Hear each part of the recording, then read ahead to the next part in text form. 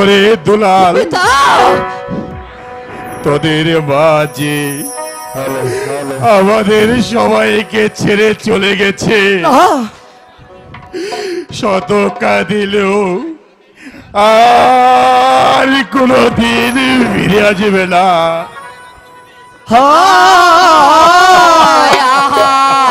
আরে দা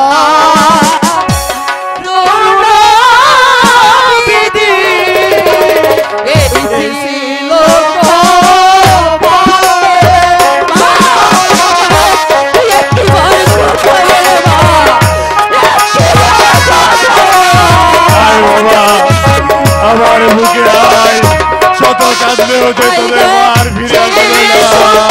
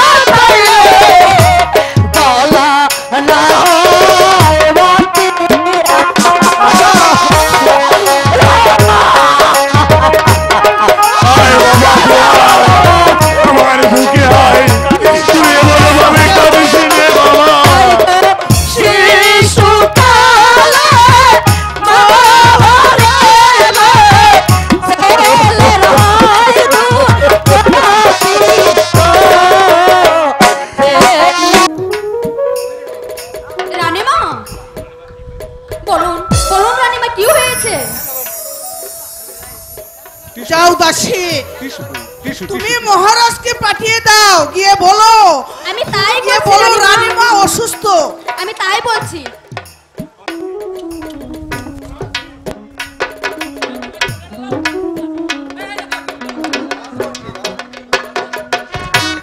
হ্যালো রাজলক্ষ্মী,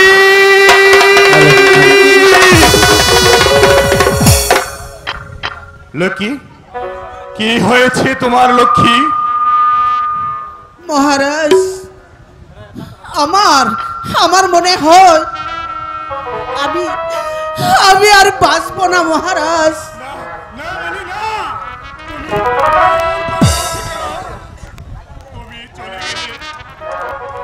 আমার দুটি নিষ্পাপ সন্তান আপনার দুলালকে কে দেখবে, কে তাদেরকে লালন পালন করবে?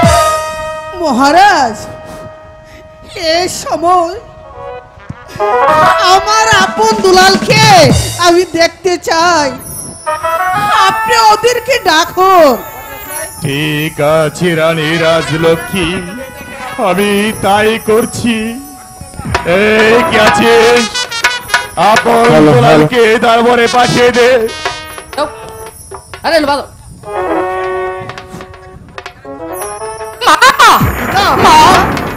পিতা, পিতা কি পিতা, আমার মায়ের কি হয়েছে পিতা? আমার মা এমন করছে কেন পিতা? ওরে ওরে আপন, ওরে মা,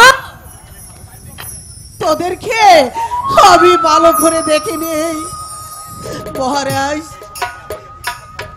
এই সময়ে আমি আপনাকে দুটি কথা বলবো। বলো বলো রানী রাজলক্ষ্মী। আপনি কি আমার কথা রাখবেন? হ্যাঁ, আমি তোমার কথা রাখবো। বলো বলো রানী, তুমি কি বলতে চাও? মহারাজ, আমার আপন আর দুলালকে আপনার হাতে আমি সঁপে দিয়ে যাচ্ছি। আপনি ওদেরকে মানুষের মতন মানুষ করে গড়ে তুলবে, উচ্চ বংশের মেয়ের সঙ্গে আপনি বিবাহ দিবেন। আর আমারও বর্তমানে আপনি আর কখনো দ্বিতীয় দাঁড় করবেন না মহারাজ, দ্বিতীয় দাঁড় করবেন না। বলুন মহারাজ, আপনি বলুন। রানী রাজলক্ষ্মী, তোমাকে কথা দিচ্ছি,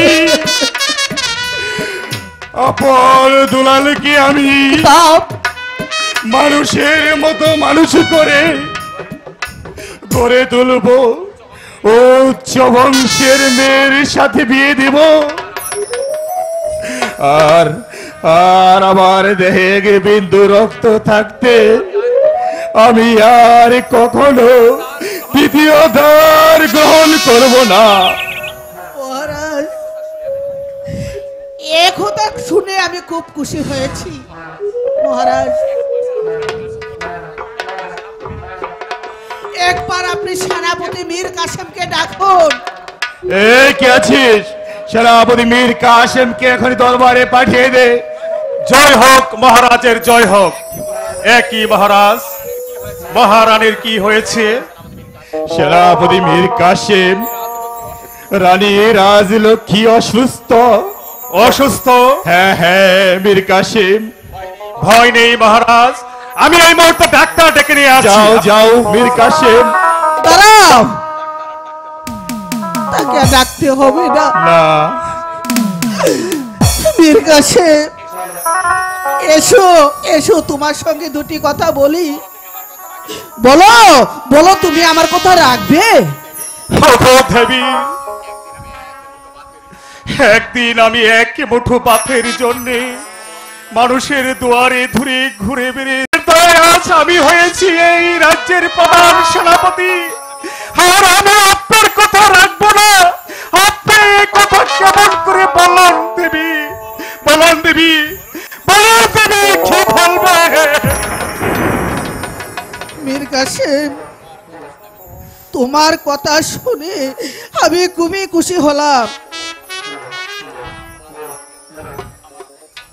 আমার আমার আপন দুলালকে তোমার হাতে আমি তুলে দিয়ে যাচ্ছি। তুমি তুমি ওদেরকে দেখে রেখো, ওদেরকে মানুষের মতো মানুষ করে গড়ে তুলো। আর আমারও বর্তমানে তোমাদের মহারাজ যেন দ্বিতীয় দ্বার গ্রহণ না করতে পারে। না রানী ওগো রাজলক্ষ্মী, দেবী, যেদিন আমি প্রথমে এই রাজপ্রাসাদে আসি সেদিন থেকে আমি আপনাকে আমার মায়ের আসনের ফুলদানিতে সাজিয়ে রেখেছি। আমার অভাব হতে না হতে আপনি সকল অভাব পূর্ণ করে দিয়েছেন। এমনকি কখনো মায়ের অভাবটুকু আমাকে বুঝতে দেননি। আজ আমি আপনার কথা রাখবো না। আজ আমি আপনার সম্মুখে দাঁড়িয়ে মহান খোদা তাআলার নামে শপথ করে বলছি, আমি জীবিত থাকতে পৃথিবীর এমন কোন শক্তি নেই যে মহারাজকে তৃতীয় দ্বার গ্রহণ করাবে। আর আপনার দুলালকে আমি মানুষের মতো মানুষ করে কাকা কাসেম, তোমার কথা শুনি আমি খুবই খুশি হয়েছি। আপন দুলাল, পিতা এদিকে আয় বাবা। তোরা তোরা দু ভাই বাগানে গিয়ে খেলা কর। ঠিক আছে পিতাপ। মা বাবা, আমরা দু ভাই একটু বাগানে যাচ্ছি। ঠিক আছে দুলাল, তোমরা বাগানে গিয়ে খেলা করো। ঠিক আছে মা, চলো দাদা আমরা একটু বাগানে চলে যাই। চল, দুলা। তাই চল দাদা। মহারাজ, একই ওই ওই চেয়ে দেখো মহারাজ, ওই কে যেন আমাকে হাতছানি দিয়ে ডাকছে।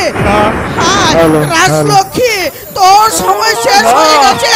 তুই আয়, তুই আয়, মহারাজ। আহ, আহ, আমার মনে হয় লক্ষ্মী, আমার মনে হয় আমি আর বাঁচবো না।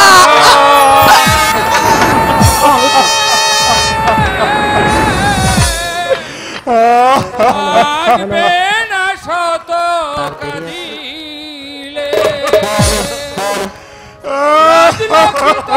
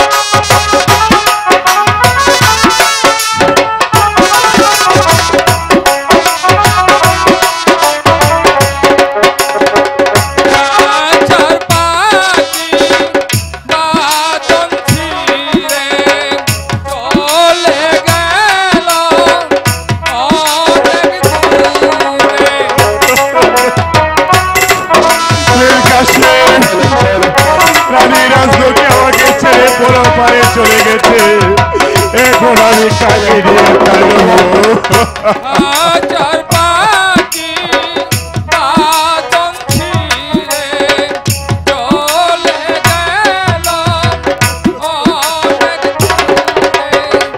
স্বর্গে থেকে আসবে না শত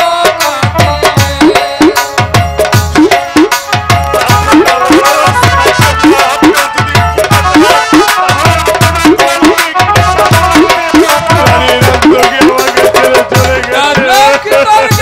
গেছে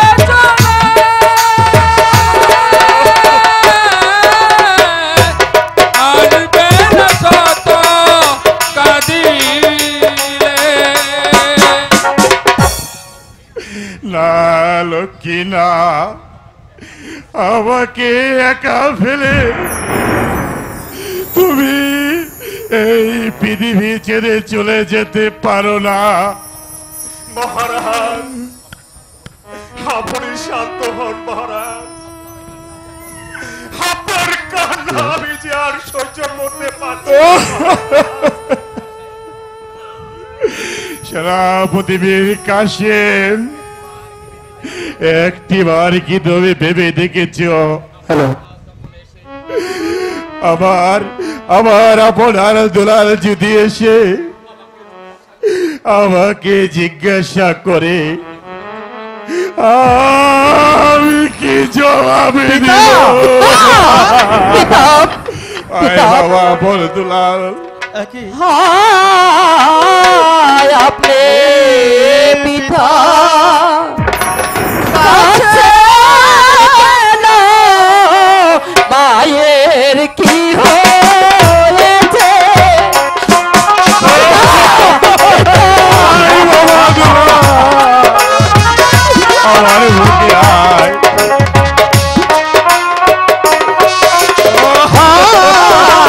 আপনি পিতা কাছে কেন মায়ের কি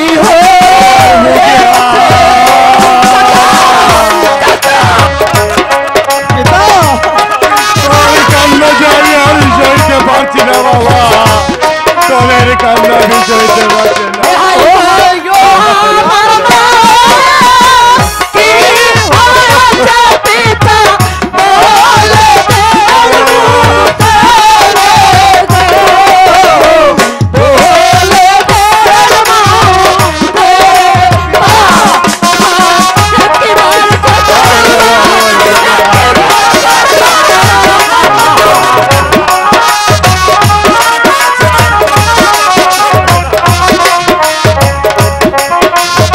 ভগবান তুমি বলে দাও আমার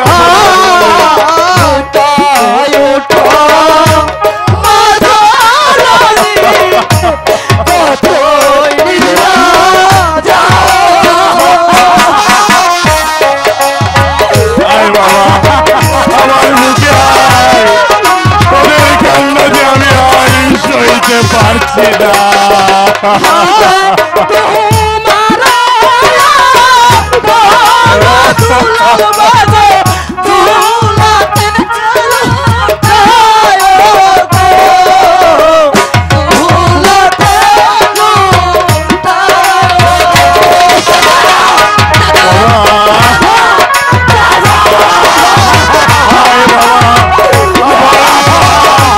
আমার মুখে আয় বাবা মুখে আয়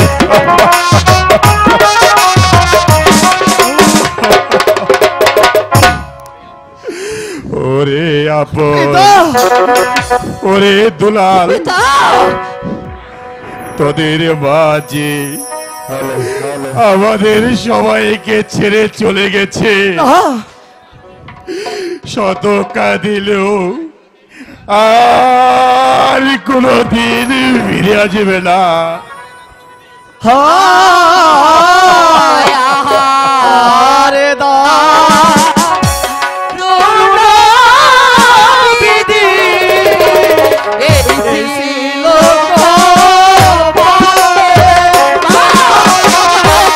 একটিবার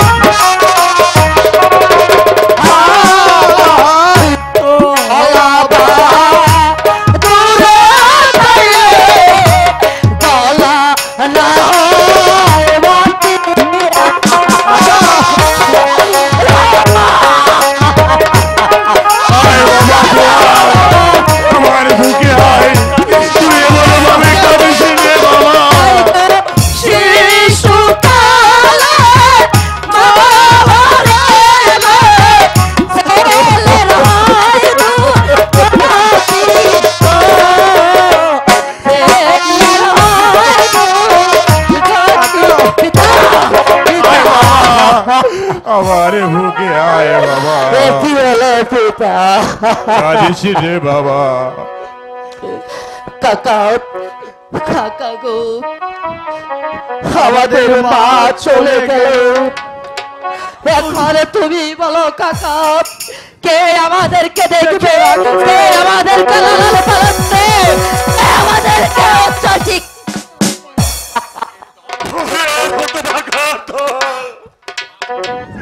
মা মরে গেছে, তাতে কি হয়েছে? আমি তো রয়েছি, আমি তোদেরকে মানুষের মতো মানুষ করে তুলবো,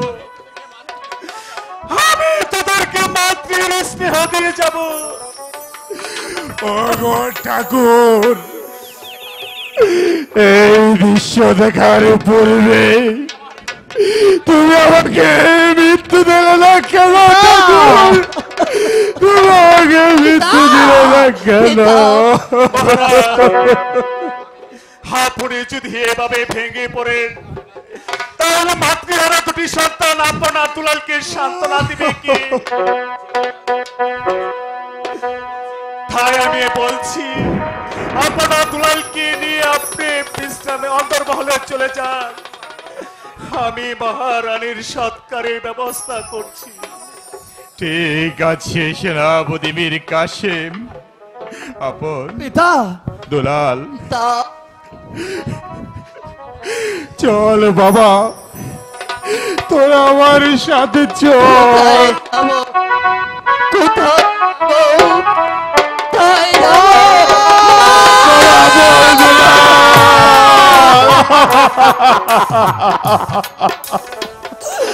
একটিবার কথা বলো বাপ, তোমার জন্য তোমার এখন তোমার পাগল হয়ে যাচ্ছে, তুমি একটিবার কথা বলো, একটিবার কথা বলো। তোর মাঝে আর কখনো কথা বলবে না। কাকা, ওরে আপন, কাকা, ওরে দুলাল।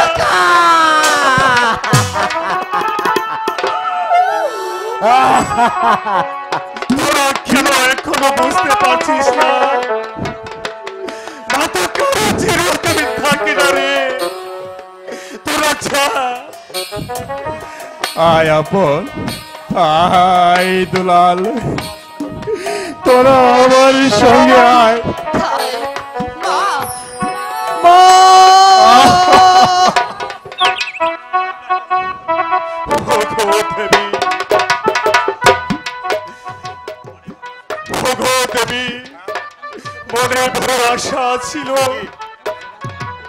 তোমাদের মায়ার জালে আমি আবদ্ধ হই, আমি আমি আমার বাকিটা জীবন তোমাদের প্রাসাদে কাটিয়ে দিব, কিন্তু কিন্তু কে দুর্ভাগ্য কপাল আমার, তুমি সবাইকে পাকি দিয়ে এই সময় চলে গেলে। ওগো দেবী, আর চলো দেবী, আমার এই দুটি হাতে আমি তোমার সৎকারের ব্যবস্থা করব।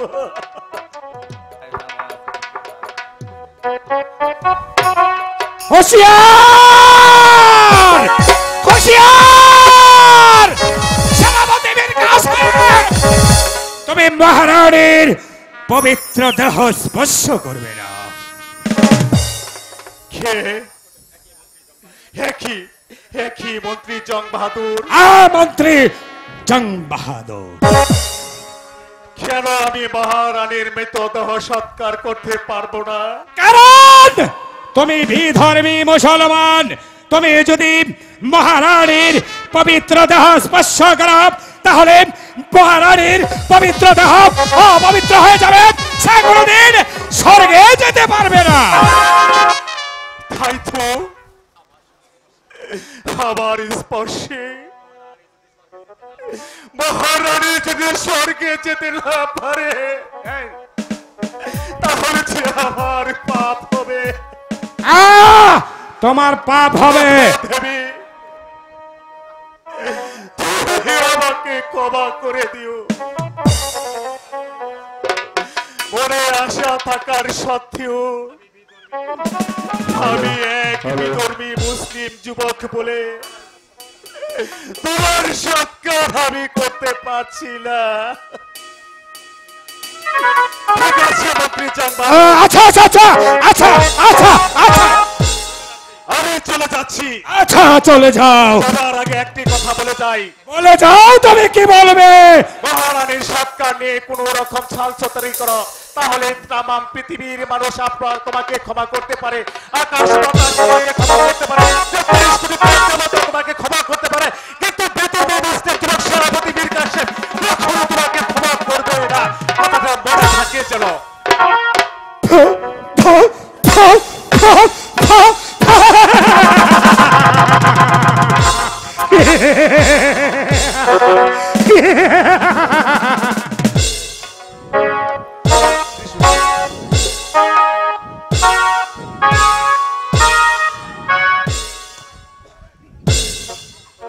আকাশ বাতাস আমাকে ক্ষমা করতে পারে, 33 কোটি দেবতা আমাকে ক্ষমা করতে পারে, শেখ মহারাজ আমাকে ক্ষমা করতে পারে, বিধর্মী যুবক সেনাপতি মীর কাসেমের হাতিয়ার আমাকে ক্ষমা করবে না।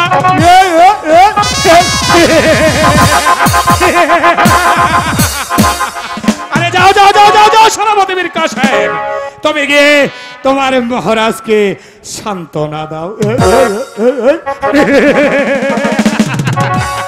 আমি মন্ত্রী জাঙ্গে বাহাদুর, আমি যদি ইচ্ছে করি দিনকে রাত বানাতে পারি আর রাতকে দিন বানাতে পারি, শুধু পারি না এই বুদ্ধা মানুষটাকে চিৎকার করতে। আমি কি করব?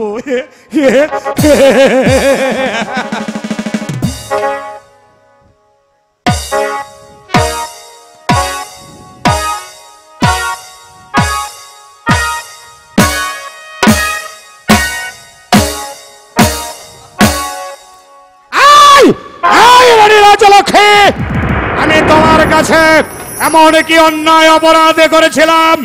আমি তো তোমার সহজাতি ছিলাম, আমি তোমার সহজাতি থাকা সত্ত্বেও তুমি তোমার আদরের আপনার দুলালকে সঁপে দিয়ে গেছো একটা বিধর্মী যুবক সেনাপতি মীর কাসেমের হাতে।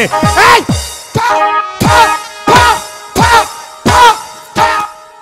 এই, আমি কি পারতাম না? এই, আমি কি পারতাম না তোমার দুটি সন্তান হতে একটি সন্তানকে আমার আমার সন্তান হিসাবে মানুষ করতে? এই এই এই এই রাজকে, তোমাকে পয়সার মারলে তুমি যে প্রতিহিংসার আগুন আমার এই বুকের মধ্যে জ্বালিয়ে দিয়ে গেছ, সেই আগুনে কিছুতেই নিভবে না। এই এই রানী রাজলক্ষ্মী, তুমি কি মনে করেছো আমি তোমার সৎকার করব?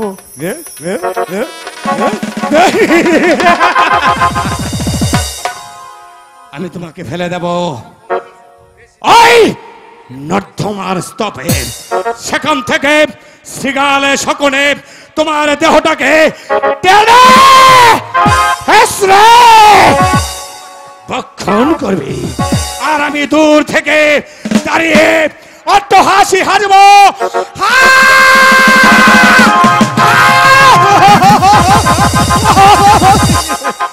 এই রানী রাজলক্ষ্মী, তুমি তুমি তোমার স্বামী সন্তানের করুণার্থনাতে শুনে তুমি স্বর্গে বসে বসে কাঁদবে, আমি মন্ত্রী জঙ্গে বাহাদুর হাজব তোমার কান্না আমার হাসি তুমি মিলে সৃষ্টি হবে এক মহা প্রলয় প্রলয় প্রলয়।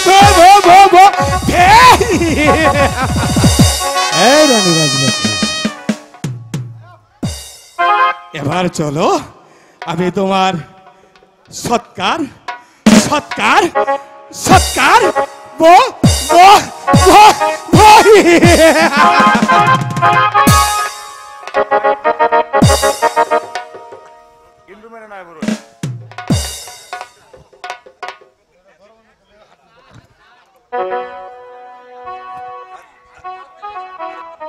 গাইবো, পরে দেখবেন।